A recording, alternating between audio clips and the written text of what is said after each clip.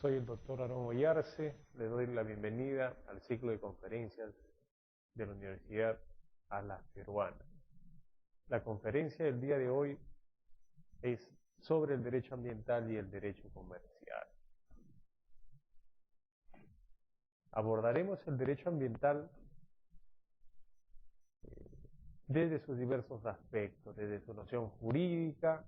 Hablaremos además del derecho consuetudinario ambiental, los principales casos, sobre el derecho convencional, la creación de tratados internacionales para el cuidado del medio ambiente a nivel internacional. Analizaremos también las principales convenciones sobre materia ambiental pertenecientes a las Naciones Unidas. Haremos un acápite sobre los organismos genéticamente modificados, comercialización, sobre el tema de las comunidades nativas y campesinas, áreas protegidas y biodiversidad. Analizaremos primero la noción jurídica del medio ambiente y tomaremos como ejemplo lo señalado por la Corte Constitucional Italiana, la cual señala que el concepto del medio ambiente no solamente abarca los seres bióticos, los seres abióticos, sino también el tema del paisaje natural.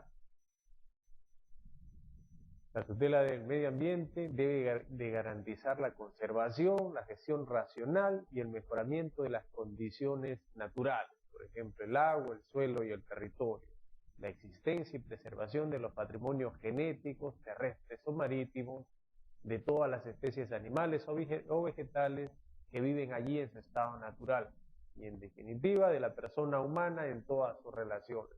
Esto basándonos en la sentencia 289 de mayo de 1987, número 210. También la sentencia de casación 1463 de 1979. Hablaremos también sobre el principio de desarrollo sostenible, principio creado en la Convención de Estocolmo de 1972, donde los países pertenecientes a las Naciones Unidas se reúnen para crear una conciencia ambiental a nivel mundial y traen este principio sobre el desarrollo sostenible que contenía dos preceptos básicos: el carrying capacity, o sea, la capacidad portante de la tierra de soporte, y la programación sostenible, cómo debía de ser el uso de los recursos naturales y que estos debieran de preservarse de tal manera que las generaciones futuras se beneficien de esos recursos naturales también. Veamos el escenario internacional sobre la tutela del medio ambiente en el derecho consuetudinario ante la existencia de tratados internacionales. Dos casos emblemáticos: el caso Trail Smelter. Trail Smelter era una fundidora de acero encontrada en Canadá, en la frontera con Estados Unidos. ¿Y qué sucede? Los vientos en la zona sur de Canadá son de norte a sur, o sea que la contaminación que afectaba a los Estados Unidos. ¿Qué es lo que se discute doctrinariamente en Trail Smelter? Es qué sucede en la contaminación transfronteriza. ¿Puede un Estado accionar contra otro Estado? Primero es llevado a proceso Trail Smelter en Canadá, la demanda es infundada, luego en Estados Unidos, en las cortes americanas, y fallan los jueces de la corte señalando que Trail Smelter debe de cerrar y debe de pagar el daño transfronterizo que causó. Como sabemos, el derecho anglosajón es casuístico, entonces esta casuística puede ser invocada a nivel de Estados Unidos y a nivel mundial. Es el primer precedente internacional en temas de contaminación transfronteriza. Un Estado no puede contaminar a otro Estado. Un Estado tiene toda su soberanía para poder explotar los recursos naturales, pero tiene la obligación también de no contaminar Estado vecino. En caso contamine, debe comunicarlo de inmediato. Luego encontramos el caso Torre y Caño. ¿En qué consiste el caso Torre y Caño? Otro caso emblemático también. Nos habla sobre contaminación en áreas no sujetas a soberanía, en este caso, mar internacional. ¿Qué sucede en el caso Torre y Caño? En una petrolera de bandera libanesa encalla en las costas frente al territorio inglés. Se discutía aquí entonces el tema de si Inglaterra podía demandar a la empresa Torrey Canyon por el versamento de petróleo en sus orillas. El tema del daño probable, el daño causado. Luego de años falla ante el laudo arbitral y se señala que Torrey Canyon es responsable de la contaminación internacional y Torrey Canyon en área no sujeta a soberanía y Torrey Canyon es responsable del pago de las indemnizaciones por el daño causado. Torrey Canyon senta precedente. ¿Por qué? Porque gracias a ello hay una evolución a nivel de contaminación marítima, fondos para el pago de la responsabilidad en caso de contaminación en zonas no sujetas a soberanía. A nivel mundial se presenta un tema especial, es el tema del cuidado del ambiente, sobre todo luego de la Primera y Segunda Guerra Mundial, más el caso Torrey Canyon, Rel Smelter. Por ello, inicia el derecho convencional a nivel internacional en materia del medio ambiente. El primer tratado multinacional para el cuidado del medio ambiente es el de Estocolmo de 1972. El Tratado de Estocolmo señala que existen 26 principios, entre ellos el de prevención, el que contamina paga, entre otros, los cuales deben de ser utilizados, el desarrollo sostenible, deben de ser utilizados para mejorar el medio ambiente. Algo especial en Estocolmo 72 es que se señala que dentro de los factores bióticos y abióticos existentes en el medio ambiente, la persona es el principal que debe ser protegido. El tema de la pobreza, el tema de la migración, el tema de la densidad demográfica, especies en extinción, biodiversidad, van a ser vistos en este tratado. Entonces, primer tratado a nivel multinacional sobre protección del medio ambiente, Estocolmo 1972. Luego tenemos, luego de 20 años, Río de Janeiro 1992. En Río de Janeiro 1992 se estudia el avance hecho o logrado luego de 20 años de Estocolmo y se agrega un principio más que es el principio de precaución. Mediante la precaución, los estados pueden limitar el acceso, la compra-venta de productos, así no exista certeza médica o científica de que este producto cause daño. Basta que exista algún indicio que pueda causar y viene retirado del mercado. Río de Janeiro pone énfasis o especial énfasis en el tema de los nativos y campesinos, de los indígenas, la protección de la biodiversidad, las áreas protegidas y todo ello. Luego tenemos a Johannesburgo 2002, que también luego de 10 años de Río de Janeiro va a analizar todo el avance en el derecho ambiental. Entre otros tratados podemos mencionar la Convención sobre la Capa de Ozono, Convención de Viena 1985, el Tratado de Kioto sobre contaminación por gases, en el cual se divide en 3 a los países del mundo para un tema de descontaminación, países que deben de descontaminar en un 5% aquellos países desarrollados, pero Estados Unidos y la Unión Europea con porcentajes mayores, 8 y 7%, países en desarrollo, como es el caso chileno, y los países en subdesarrollo o en vías de desarrollo, que deben de tomar medidas, pero no se les obliga a descontaminar en los porcentajes requeridos. Cabe señalar que Kioto no es firmado por Estados Unidos, ni tampoco por Australia. Luego se encuentran tratados como Marrakech, Caracas, Convención 1969 de la OIT sobre derechos de los pueblos indígenas. Luego analizamos el Perú y el medio ambiente, cómo esa legislación supranacional es recogida dentro de la Constitución y en normas inferiores para que se implemente dentro del territorio nacional. Artículo 58, artículo 59 de la Constitución peruana hace referencia al tema del ambiente saludable, ambiente sano, ambiente viable, nos habla también sobre las comunidades nativas y campesinas, que son autónomas, son reconocidas por la Constitución en cuanto a su forma de organización, venta de tierras, inclusive en cuanto a su administración de justicia, un reconocimiento constitucional muy interesante porque esta Constitución reconoce la pluralidad, no solamente étnica, sino de legislación aplicada, ¿no? Ya no solo la legislación positiva, sino la legislación costumbrista. Analizamos aquí en el tema peruano algunos aspectos. El primero podría ser la protección de la Antártida por parte del Perú.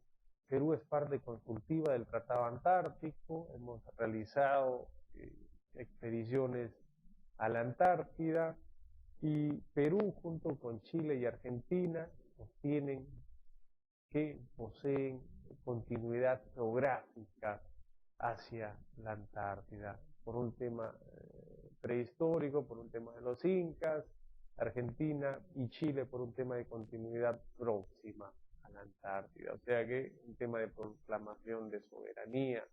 Tenemos misiones antárticas desde el 1500 con la Armada del Sur, Rosendo Polier, algunos estudios sobre la Antártida en época peruana colonial, en época del virreinato. Luego de la firma del Tratado Antártico viene el Protocolo de Madrid en el tema del Tratado Antártico y allí podemos señalar que por ser parte consultiva del Tratado Antártico estamos obligados a realizar labor científica sobre el Antártico. Es por ello que el Perú, con la finalidad de cumplir con la legislación internacional, ha creado una misión a la Antártida, una misión llamada ANTAR. Poseemos un buque de investigación científica, el Big Humboldt, poseemos una base científica ya llamada Machu Picchu. Misiones que debieran ser anuales de investigación, misiones que reúne a investigadores nacionales e internacionales que explorarán y exploran e investigan en el Antártico. ¿Por qué es importante también ello? Porque la Constitución de 1993 es la primera constitución en el Perú que posee una declaración antártica a nivel constitucional que señala que el Perú es un país antártico por temas históricos, de tradición, por tema de proyección hacia la Antártida. Latinoamérica, esta parte del orbe, Sudamérica ha firmado el TIAR, Tratado de Asistencia Recíproca, y fue mencionado cuando los ingleses y los australianos trataron de invocar soberanía sobre la Antártida. Actualmente la Antártida es un territorio que pertenece a la humanidad, todos poseemos la Antártida en proporción, así que la Antártida debe ser preservada para fines científicos, turísticos, ecológicos. Algunos estudios de ellos mencionan que existe gran cantidad de productos alimenticios, el tema del krill, por ejemplo, que salvaría a los ciudadanos a nivel mundial en el tema del hambre. Otro tema abordado y que abordaremos es el tema de las comunidades nativas y campesinas en el Perú. Perú es un país multiétnico, señalamos en el tema no solamente de los quechuas y los aymaras, sino 44 distintas etnias diseminadas por la selva, los nativos, los chipivos, los ponibos, los llanellos, los samuellos y muchas tribus más. Todas ellas han sido reconocidas constitucionalmente. ¿Por qué poseen un reconocimiento? Señalamos que desde el año 1972, con los tratados internacionales de protección al medio ambiente, se indicaba que dentro de los factores bióticos o abióticos, el principal es el ser humano. Dentro del ser humano, el que debe ser más protegido es el nativo y campesino, porque en esta biosfera que se cuida aquel nativo y campesino o indígena en la legislación internacional en su manera integral, en su manera conjunta, o sea, su tradición, sus costumbres, sus maneras de preservar el ambiente, su conservación ambiental que ha sido mantenida por siglos a lo largo de la historia. Existe legislación supranacional que protege a los nativos y campesinos.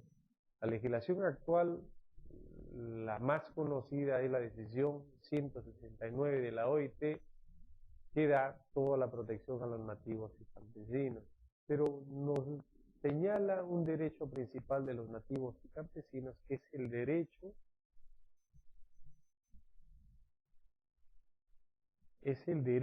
a la consulta sobre cualquier disposición del Estado, sobre ellos y sobre sus bienes, sobre sus tierras. Nosotros tuvimos algún problema en el caso de Bagua. En Bagua no se aplicó el derecho de consulta a los nativos y campesinos, y es por ello que los nativos y campesinos realizaron lo que sucedió en Bagua.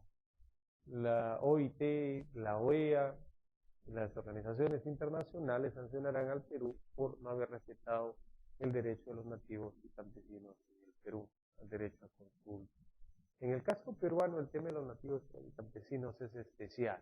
El indígena viene dividido en dos. El campesino sería aquel nativo aquel oriundo de la costa, aquel indígena de la costa, y el nativo aquel oriundo de la selva y de la sierra. ¿Cuál es la diferencia a nivel legal? La diferencia consiste en el modo de la venta de sus tierras.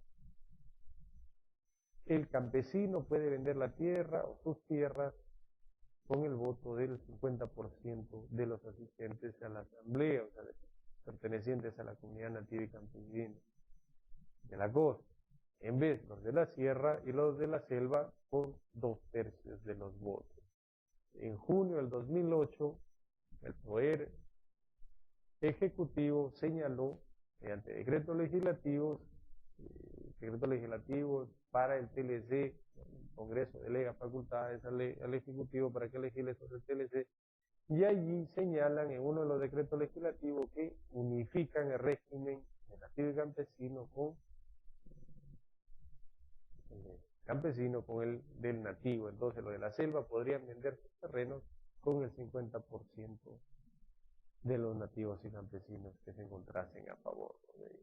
Ello causó todo el problema. Además, existió un problema sobre las áreas protegidas. El terreno que se iba a otorgar en concesión cerca a Bagua se encontraba bajo zona de los nativos y campesinos, y además se encontraba dentro de las áreas protegidas.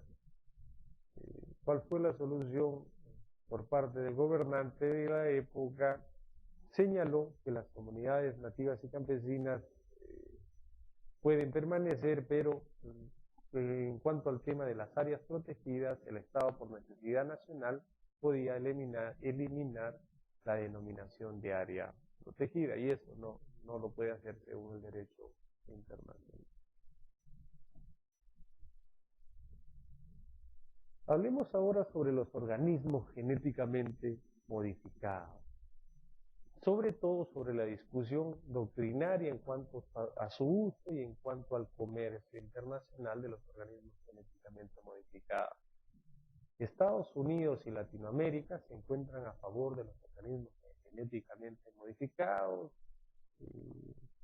Existen dos empresas a nivel mundial, sobre todo en esta parte del mundo: Cargill, que es aquella que monopoliza el tema de la venta, comercialización de productos alimenticios, y Monsanto, que es aquella dedicada al tema de manipulación genética de los productos para su mejora. En vez, existe la Unión Europea, que prohíbe el uso, comercialización, almacenamiento de organismos genéticamente modificados. La Unión Europea prohíbe el uso de los organismos genéticamente modificados basados en un principio, es el principio de precaución que señalábamos al inicio de la exposición. ¿Qué nos decía el principio de precaución? Así no exista indicio científico de su contaminación, pero existe alguna causa que señale que estos productos pueden causar daños en la actualidad o daños futuros, estos deben ser prohibidos. Los organismos genéticamente modificados están prohibidos en la Unión Europea. Los organismos genéticamente modificados solamente pueden ser utilizados, según sentencia de la Corte de Justicia Europea, para los casos de caza y pesca, en temor a que los organismos no modificados genéticamente no se vean afectados por los organismos genéticamente modificados. Entonces, basados en el principio de precaución, es que los europeos prohíben la venta y comercialización de los productos genéticamente modificados. En el caso peruano, latinoamericano, americano, sí están permitidos. Permitidos en base a algunos conceptos especiales, como que los organismos genéticamente modificados son mejores cualitativamente en cuanto a los no modificados, el tema nutricional, el tema de resistencia a las plagas, el tema de cuántas veces pueden ser cosechados al año. ¿Qué hacer en un país como el nuestro, donde no se pudiera identificar y no se puede identificar qué organismos se encuentran modificados genéticamente o no? Tomamos el ejemplo de la Unión Europea, allí aparece el tema de los eco-labels, el etiquetado, que no solamente debe señalar el contenido nutricional o orgánico de los productos, sino que debe señalar si contiene o no contiene organismos genéticamente modificados. Actualmente, con la aprobación del Código del Consumo, se debe de etiquetar todo producto y en todo caso debiera señalarse también la existencia de organismos genéticamente modificados o no. El tema de organismos genéticamente modificados aparece en Estados Unidos en los años 60. Dos profesores de la Universidad de Stanford consiguen modificar las enzimas de restricción de los organismos para poder variarlos y mejorarlos en todo caso dependiendo del punto de vista final. ¿Por qué es importante esto para el Perú? Actualmente se está discutiendo un TLC con la Unión Europea. La Unión Europea señala que en el tema agrícola no puede firmar un TLC con Perú. ¿Por qué? Porque señala que los productos peruanos no pueden ser exportados a la Unión Europea porque estos han sido modificados genéticamente. Háblese de las conservaciones ex situ, como la que posee el Perú en la Universidad Nacional Agraria en La Molina, donde poseen alrededor de 1000 especies de papa. Estas papas han sido modificadas casi todas genéticamente. Hablemos ahora sobre el medio ambiente del comercio, sobre la relación entre el libre comercio y la protección del ambiente. Podemos señalar que existe un libre mercado lleno de equidad y sin discriminación, pero vemos que existen restricciones en cuanto al tema de salud, en el cual es posible promover el desarrollo sostenible, el tema de la responsabilidad social, mencionada en algunos tratados, y la conservación de los recursos naturales. En las reuniones de la OMC, como son la de Doha y la reunión de las Naciones Unidas en Johannesburgo, la WTO es un cuerpo internacional que busca promover el comercio internacional, su liberalización entre los miembros de esta unión. No pudiese haber restricción más que una restricción por temas sanitarios.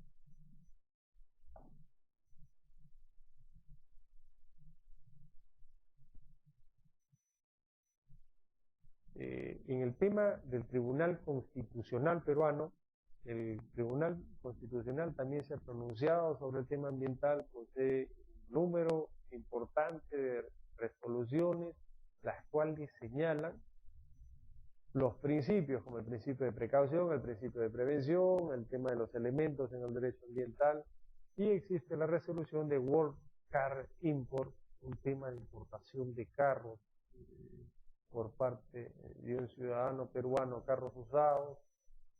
Esta resolución es llamada Constitución Ambiental. ¿Por qué? Porque aquí se prohíbe la importación de carros usados, el demandante solicitaba o señalaba que se había vulnerado el derecho al trabajo, el derecho a la libre contratación, pero lo que hace el Tribunal Constitucional no ve el fondo o el aspecto procedimental, sino ve el fondo, que era el tema de la contaminación ambiental de los carros usados,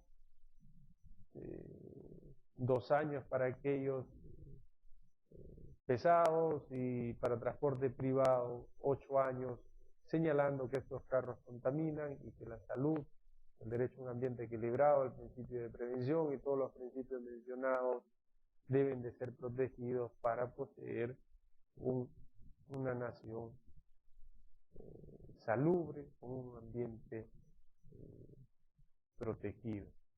Primera vez que el Estado peruano vía Tribunal Constitucional falla en ello. También existen otras resoluciones como el tema de la tala de árboles que son amparadas por el Tribunal Constitucional y estas concesiones vienen deshechas porque la tala de árboles vendría a ser una clara ofensa contra la dignidad ambiental y contra el desarrollo ambiental del país. Muy bien, alumnos, les doy las gracias y espero verlos en alguna otra exposición, en este caso la exposición del derecho ambiental y el derecho comercial.